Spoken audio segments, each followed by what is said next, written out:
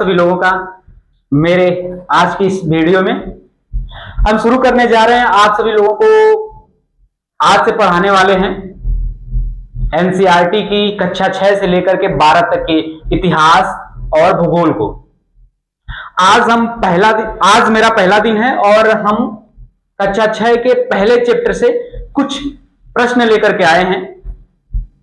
इतिहास के कक्षा 6 के पहले चैप्टर से कुछ प्रश्न लेकर के आए हैं। आइए देखते हैं आज का पहला प्रश्न है, इतिहास हमें किसके बारे में जानकारी देता है? केवल राजाओं के बारे में, केवल युद्धों के बारे में, अतीत में रहने वाले लोगों के जीवन के बारे में? क्या लगता है आप लोगों को, किसके बारे में जानकारी देता है इतिहास हमें? तो इसका आंसर है अतीत में रहने वाले लोगों के जीवन के बारे में देता है। अगला देखते हैं हम लोग, यहां से आते हैं।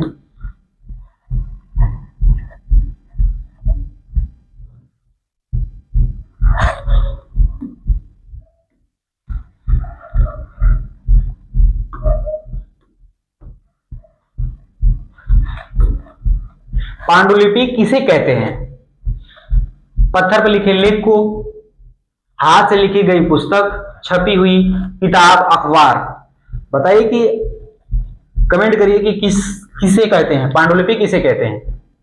तो पांडुलिपि कहते हैं हाथ से लिखी गई पुस्तक को। आगे चलते हैं।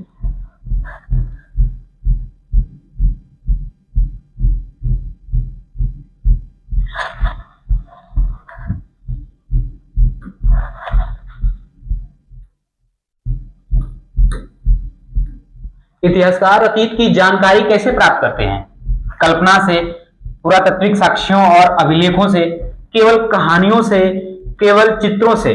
बताइए किससे प्राप्त करते हैं? तो इसका आंसर है पुरातात्विक साक्ष्यों और अभिलेखों से।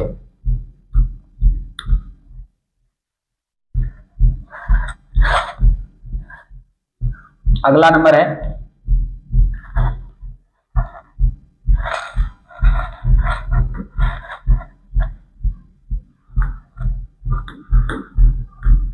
इतिहास को कितने मुख्य भागों में बांटा गया है? बांटा जाता है, बांटा गया है? तो इसका आंसर है 3।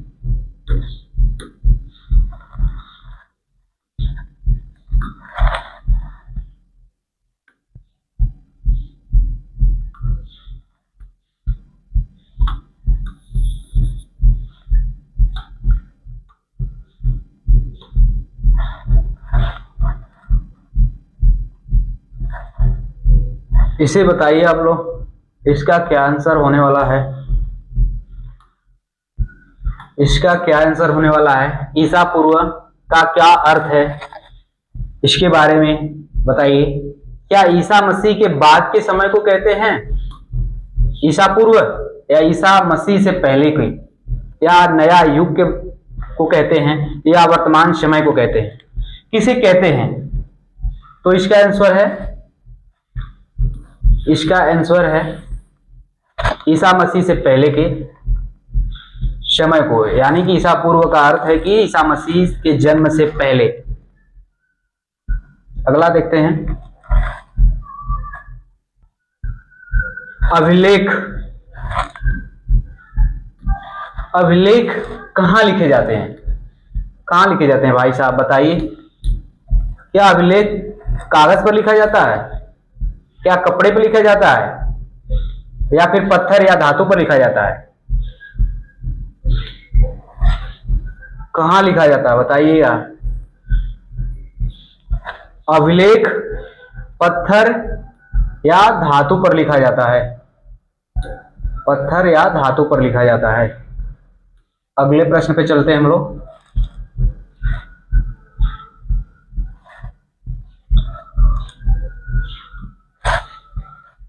लोग हजारों वर्ष पहले कहां कहां बसते थे? तो बताइए कि जो हजारों वर्ष पहले जंगलों में लोग रहते थे वो कहां कहां रहते थे? केवल पहाड़ों पर रहते थे, नदियों के किनारे रहते थे, केवल जंगलों में रहते थे, या फिर केवल रेगिस्तानों में रहते थे?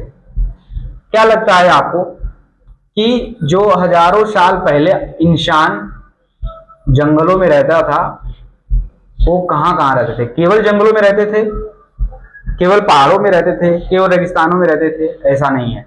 नदियों के किनारे रहते थे, वो नदी के हिसाब से वो रहते थे। अगर नदी जंगल में है तो यहाँ पे भी रहेंगे, यहाँ पे भी रहते थे। पहाड़ के बीच से नदी गुजर रही है तो यहाँ पे भी रहेंगे। अगर मानते हैं कि रेगिस्तान में से भी नदी अगर गुजर रही है तो नदी के वहां आसपास इंसान जरूर मिलेगा, क्योंकि इंसान को जीने के लिए खाने के साथ साथ पानी की भी जरूरत पड़ती है। तो जहां पर इंसान को पानी आसानी से मिल जाए वहां पर रहना ज्यादा अच्छा होगा और लोग ज्यादा रहना पसंद करते हैं।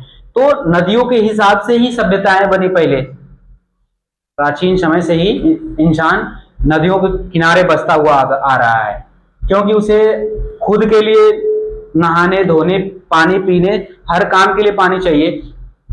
और यहाँ तक उसके जो पशु थे, पालतू जानवर होते थे, उनके लिए भी पानी की आवश्यकता पड़ती थी।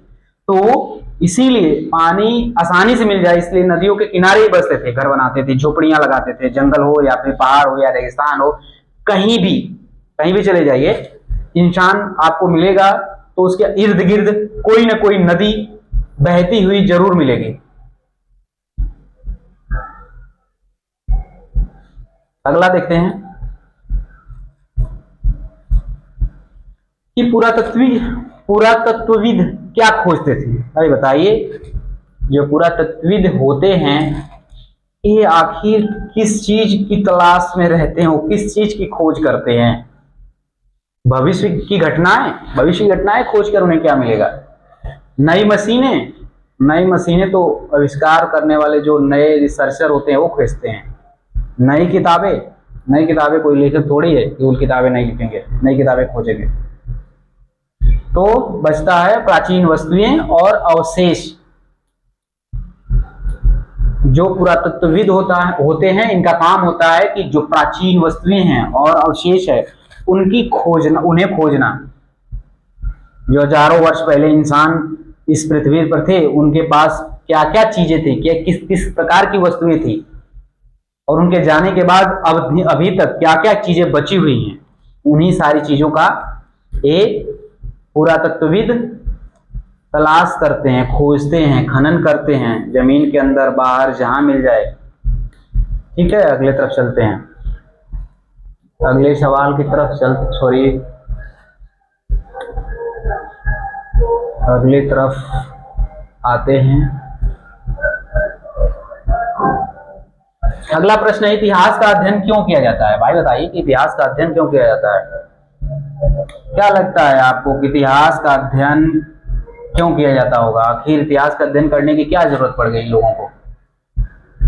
तो परीक्षा पास करने के लिए? हाँ, कुछ लोग कह सकते हैं कि भाई परीक्षा पास करने के लिए इतिहास के विषय में। तो आगे देखते हैं, अतीत को समझने और उससे सीखने के लिए। क्या ये सही है?